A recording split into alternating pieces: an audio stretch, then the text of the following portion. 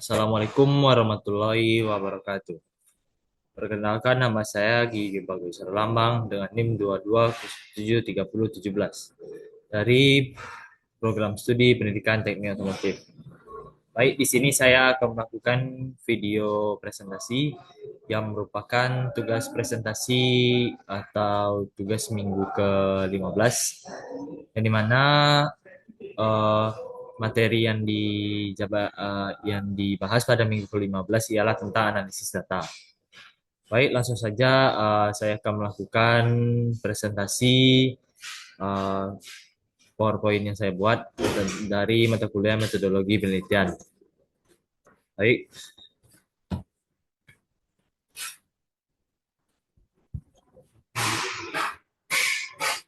yang pertama ialah pengertian analisis data. Analisis data adalah proses mengolah, menata, menafsirkan, dan menarik kesimpulan dari data yang telah dikumpulkan. Pengertian analisis data menurut beberapa ahli. Yang pertama ialah menurut Sugiono pada tahun 2017. Analisis data adalah proses mencari dan menyusun secara sistematis data yang diperoleh dari hasil wawancara, catatan lapangan, dan dokumentasi. Dengan cara mengorganisasikan data ke dalam kategori, menjabarkan ke dalam unit-unit, melakukan sintesis, menyusun pola, memilih mana yang penting, serta membuat kesimpulan. Selanjutnya, menurut Moleung pada tahun 2005, analisis data merupakan upaya bekerja dengan data, mengorganisasikannya, memilah-milahnya menjadi satu yang dapat dikelola, mensintesiskannya, mencari pola, menemukan apa yang penting, dan memutuskan apa yang dapat diceritakan. Selanjutnya ialah jenis-jenis analisis data. Di dalam analisis data terdapat dua jenis analisis data. Yang pertama ialah analisis data kualitatif dan data analis dan kedua data analisis data kuantitatif. Yang pertama ialah analisis data kualitatif. Mana-mana menurut Miles dan Huberman yang dikutip oleh Moleung, analisis kualitatif dilakukan dengan reduksi data, penyajian data, dan penarikan kesimpulan. Ciri-cirinya ialah bersifat tematik, naratif, dan interpretatif. Yang kedua ialah analisis data kuantitatif. Menurut Sugiono, analisis analisis kuantitatif menggunakan statistik untuk menguji hipotesis dan menarik kesimpulan berdasarkan angka. Ciri-cirinya ialah menggunakan prosedur statistik, baik deskriptif maupun inferensial. Selanjutnya ialah keuntungan analisis data. Beberapa keuntungan yang didapatkan dalam analisis data menurut Ridwan pada tahun 2013, analisis data menjadikan data mentah lebih berarti, membentuk informasi, mendukung pengambilan keputusan, dan mengungkap pola yang tidak terlihat secara langsung. Selanjutnya ialah keuntungan analisis data, di mana di dalam keuntungan analisis data terdapat keuntungan utama. Yang pertama ialah menyederhanakan data yang kompleks. Kedua, mengungkapkan pola hubungan dan kecenderungan. Yang ketiga ialah memudahkan penarikan kesimpulan. Keempat, menguji teori dan hipotesis. Yang kelima, menyajikan informasi lebih jelas dan terstruktur. Selanjutnya ialah langkah dan prosedur analisis data. Menurut Sugiono, langkah analisis data meliputi yang pertama ialah pengumpulan data, yang kedua reduksi data, yang tiga penyajian data, ya, dan keempat ialah penarikan kesimpulan.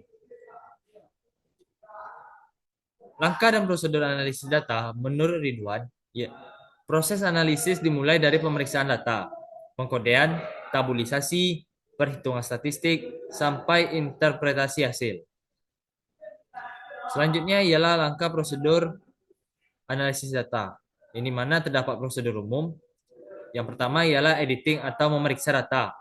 Yang kedua ialah coding atau pengkodean. Yang ketiga ialah tabulating atau menyusun tabel. Keempat, menghitung statistik. Yang kelima ialah interpretasi hasil. Selanjutnya ialah teknik analisis data. teknik sangat bergantung pada jenis penelitian dan skala variabel. Di dalam teknik analisis data, terdapat pula dua teknik analisis. Yang pertama teknik analisis data kualitatif dan teknik analisis data kuantitatif. Yang pertama ialah teknik analisis data kualitatif, yaitu yang pertama ialah reduksi data, yang kedua ialah display data, yang ketiga coding tematik, yang keempat ialah triangulisasi, yang kelima ialah analisis naratif. Selanjutnya teknik yang kedua, teknik analisis data kuantitatif. Yang pertama, statistik deskriptif, yang dimana berisikan mean, median, dan modus. Selanjutnya yang kedua ialah statistik inferensial, yang dimana terdapat uji T, uji ANOVA, korelasi, dan regresi. Yang ketiga ialah uji validitas dan reliabilitas. Yang keempat ialah uji normalitas dan homogenitas. Selanjutnya, teknik analisis data menurut Sugiono. Statistik deskriptif digunakan untuk menganalisis data dengan cara mendeskripsikan atau menggambarkan data yang telah terkumpul. Selanjutnya ialah pengertian mean, median, dan modus. Yang pertama ialah mean atau rata-rata. Di mana mean atau rata-rata menurut Ridwan ialah jumlah seluruh nilai data dibagi dengan banyaknya data. Yang kedua ialah median. Menurut Arikunto, median adalah nilai tengah. Dan nilai tengah dari data yang telah diurutkan berdasarkan besaran nilai. Contohnya seperti terdapat jumlah data yang ganjil dan genap. Ketika jumlah data ganjil, maka untuk mencari nilai mediannya ialah mengambil nilai tengah dari seluruh data tersebut. Apabila jumlah data genap, maka ambil rata-rata dari dua nilai tengah dari data tersebut. Maka itulah hasilnya untuk median pada data genap. Yang ketiga ialah modus. Modus menurut Sugiono, modus adalah nilai yang paling banyak muncul dalam suatu distribusi data. Modus relevan terutama untuk data kategori atau nominal. Selanjutnya ialah tes T atau uji T. Di mana uji T adalah teknik statistik untuk menguji perbedaan rata-rata antara dua kelompok atau membandingkan rata-rata sampai dengan rata-rata populasi. Lalu menurut Sugiono, uji T digunakan untuk menguji signifikan perbedaan dua rata-rata. Apakah perbedaan itu nyata atau hanya kebetulan? Selanjutnya, jenis-jenis uji T atau tes T. Yang pertama ialah t-test independen, yang dimana membandingkan dua kelompok berbeda. Yang kedua ialah t-test paired, yaitu membandingkan sebelum sesudah, yang dimana kelompok yang sama. Yang ketiga ialah one sample t-test, yang dimana membandingkan dengan suatu nilai tetap. Selanjutnya ialah syarat penggunaan uji T atau t-test pada t-test atau uji T. Yang pertama ialah data berskala interval atau rasio. Yang kedua ialah berdistribusi normal. Yang ketiga ialah varian homogen untuk independen t-test. Pada t-test atau uji T terdapat interpretasi. Dari mana? Yang pertama, jika p-value kecil dari 0,05, maka terdapat perbedaan yang signifikan. Yang kedua ialah jika p-value di atas 0,05, maka tidak ada perbedaan yang signifikan. Baik, mungkin itu saja penjelasan dari saya tentang materi tentang analisis data pada mata kuliah metodologi penelitian.